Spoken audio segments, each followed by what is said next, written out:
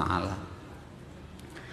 Jamaah Jumat yang dirahmati Allah, pada kesempatan khutbah yang waktunya sangat terbatas ini, tema yang mau kita angkat adalah berbuat baik tetapi tak beruntung.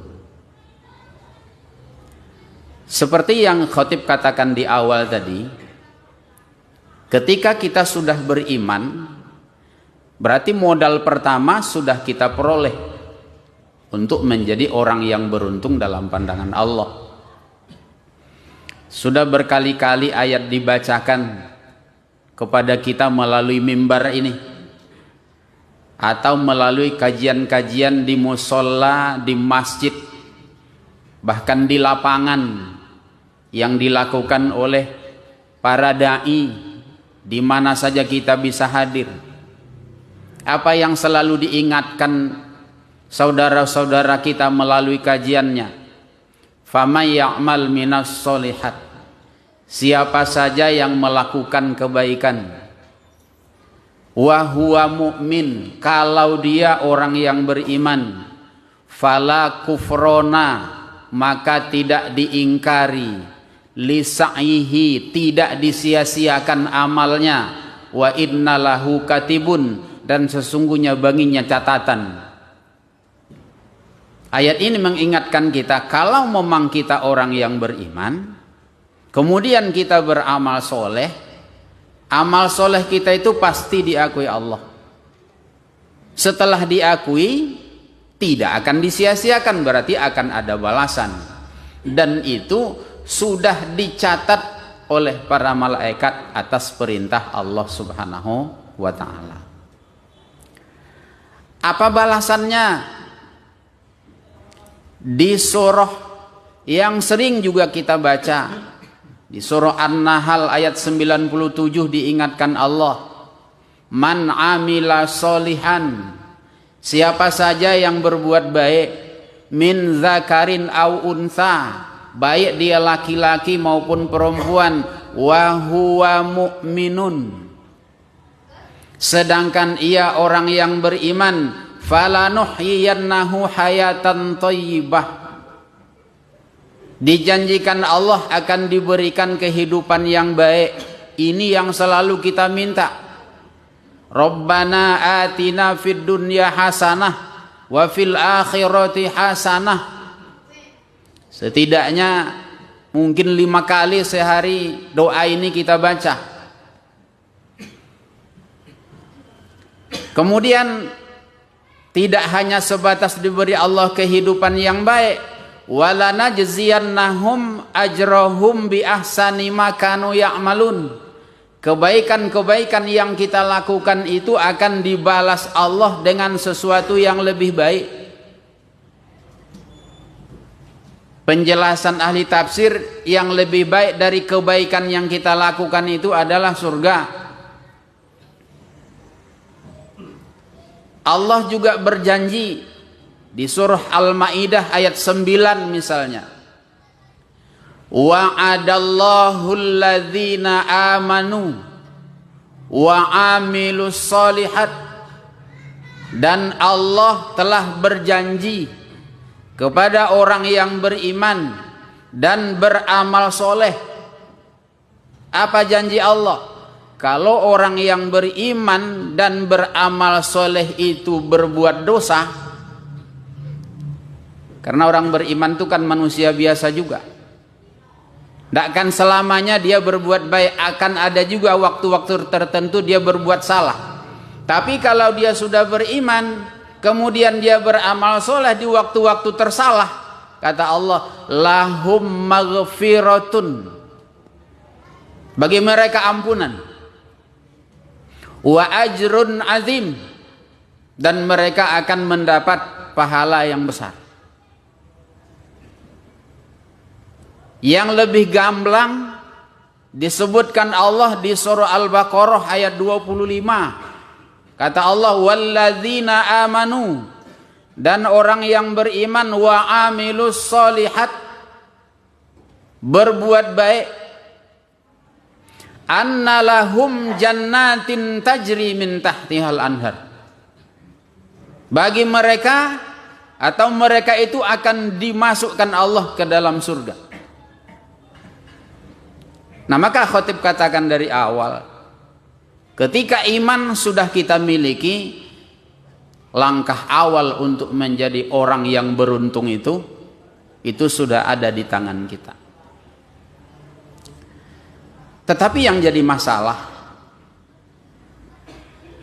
apakah cukup bermodalkan dan iman dan amal soleh saja kita untuk menjadi orang yang beruntung dalam pandangan Allah Subhanahu wa ta'ala? Tentu saja tidak. Sebab sebagai manusia biasa, seperti yang dikatakan tadi, tidak tertutup kemungkinan juga ada kesalahan, ada kemaksiatan yang kita lakukan.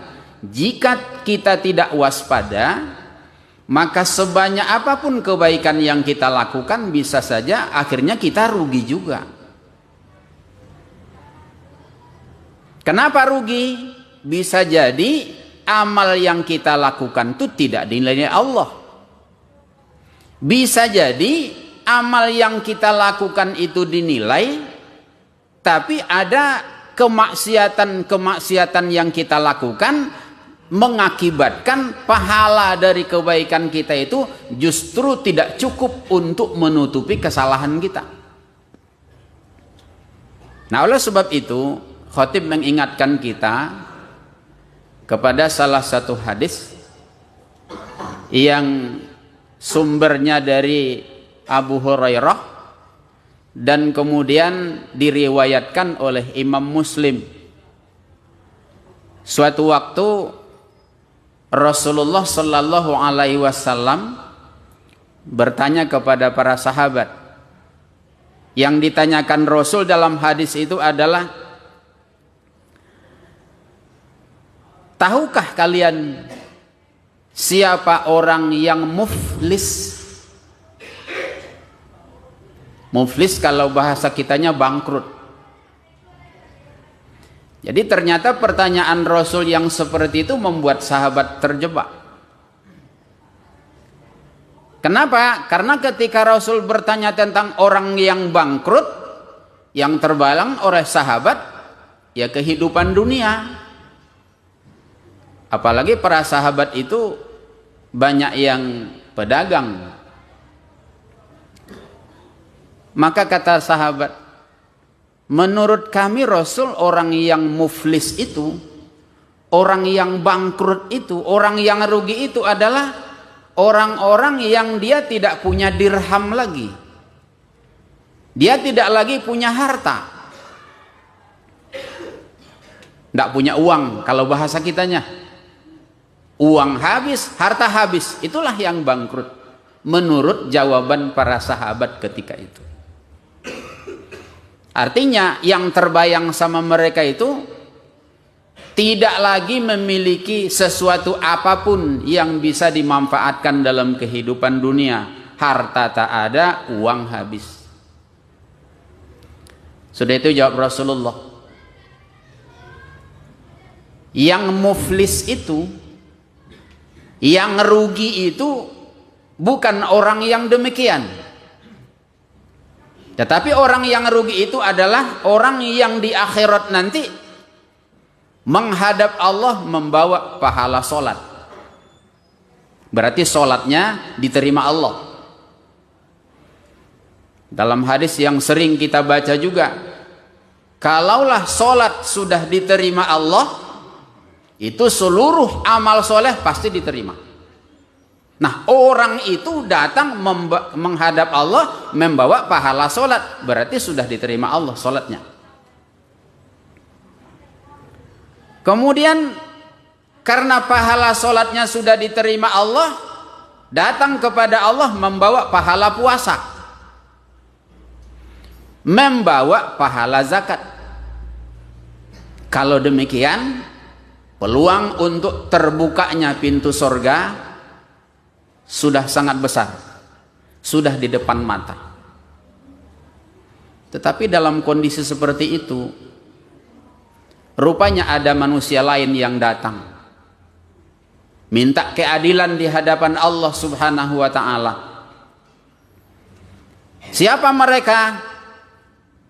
Kata orang tersebut, ya Allah, si fulan ini yang bakal masuk surga ini semasa hidup di dunia mencaci maki, mencerca saya ya Allah.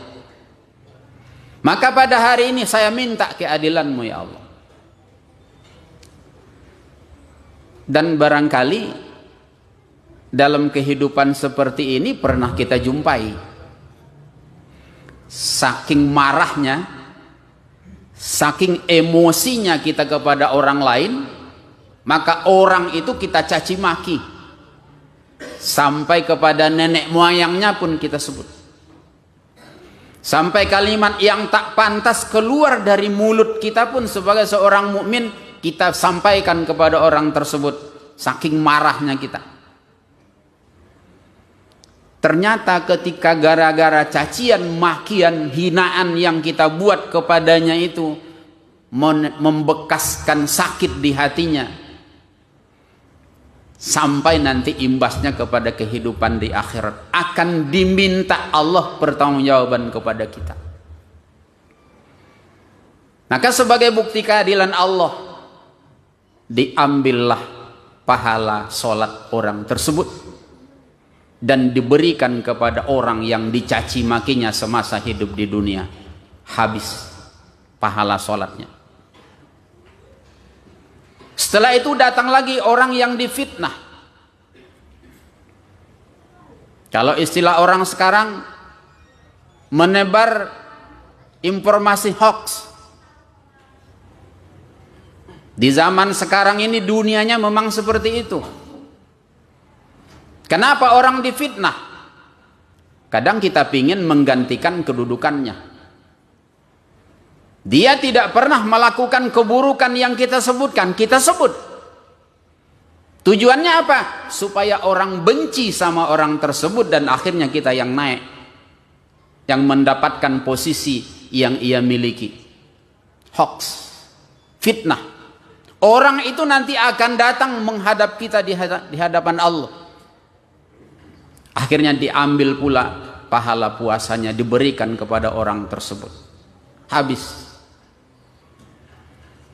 Setelah itu datang lagi orang yang semasa hidup di dunia seharusnya ada harta, ada uang, ada kekayaan yang ia miliki, hak dia disalurkan lewat tangan kita. Tetapi ternyata harta kekayaan yang disalurkan lewat tangan kita justru kita tidak berikan kepadanya. Kita ambil hak orang lain tanpa izin dari orang yang berhak menerimanya.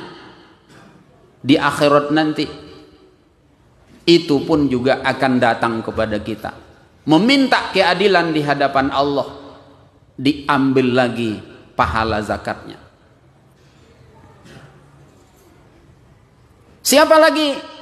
Bisa jadi semasa hidup di dunia ada darah orang yang ditumpahkan padahal tidak dibenarkan oleh syariat.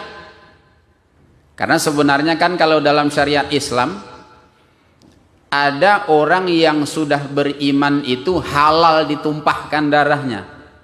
Kalau bahasa kitanya, dia sudah beriman tapi halal dibunuh. Ada 3 golongannya. Siapa? Pertama, dia beriman, sudah itu murtad, itu halal dibunuh.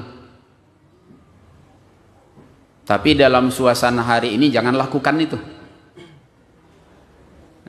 Karena itu bukan hak pribadi mukmin, itu hak di dalam kepemimpinan Islam.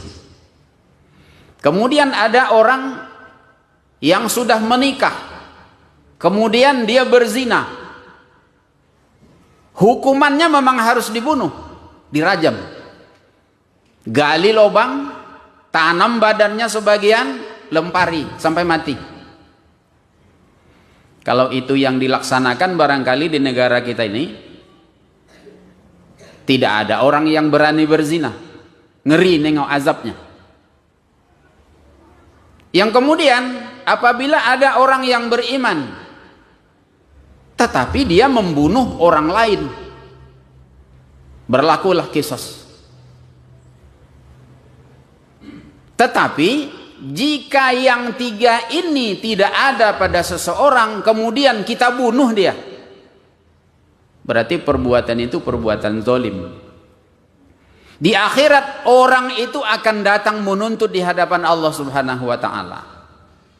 Nah, sehingga pada akhirnya pahala orang yang sholat, orang yang puasa, orang yang berzakat, tapi karena dia melakukan pembunuhan atau pemukulan kepada orang padahal tidak dibenarkan oleh syariat, nanti pahala dia itu akan diberikan kepada orang-orang tersebut. Setelah diberikan, ternyata masih berdatangan orang yang dicaci maki, yang difitnah, yang dipukul, yang haknya kita ambil, yang kita bunuh, sementara pahala sudah habis. Maka kata Rasulullah, dosa orang yang terzolimi semasa hidup di dunia inilah yang akan dibebankan kepada orang yang tadi pahala puasa, pahala sholat dan zakatnya sudah diserahkan kepada orang-orang yang dizoliminya. Akhirnya orang yang waktu di dunia sholat, waktu di dunia berpuasa, waktu di dunia berzakat, dan itu diterima Allah, tapi karena sudah habis diberikan kepada orang yang dizoliminya semasa hidup di dunia, dan dosa orang tersebut sudah diberikan kepadanya, akhirnya dia ditetapkan Allah sebagai ahli neraka. Nah, oleh sebab itu saudaraku seiman, karena kita ini manusia biasa, bisa jadi kesalahan-kesalahan yang disebutkan Rasul di hadis tadi pernah kita lakukan kepada orang lain. Pernah kita mencaci maki orang, pernah kita fitnah orang, pernah kita mengambil hak orang lain tanpa izin, pernah kita memukul atau mungkin membunuh orang lain. Selagi masih ada kesempatan, bertaubatlah kepada Allah Subhanahu wa taala. Jika orang tersebut masih ada dan kita masih bisa bertemu dengannya, datangilah, jumpailah, minta maaflah kepadanya, seperti apapun besarnya konsekuensi dari kesalahan yang kita lakukan tadi. Setelah dia tahu ternyata kitalah pelaku kezoliman kepadanya dalam hidup ini. Sebab seperti apapun kita direndahkan karena kita mengakui salah kita semasa hidup di dunia, itu justru lebih berharga, itu justru lebih mulia ketimbang nanti di akhirat kita dimasukkan kepada golongan orang-orang yang muflis atau orang-orang yang bangkrut, karena semua amal kita diambil pahalanya oleh Allah dan kesalahan orang yang kita zolimi justru dibebankan kepada kita. Fa'tabiru ya ulul absar la'allakum turhamun. Allahumma shalli wa sallim wa zid wa an'im wa tafaddal wa barik bi jalali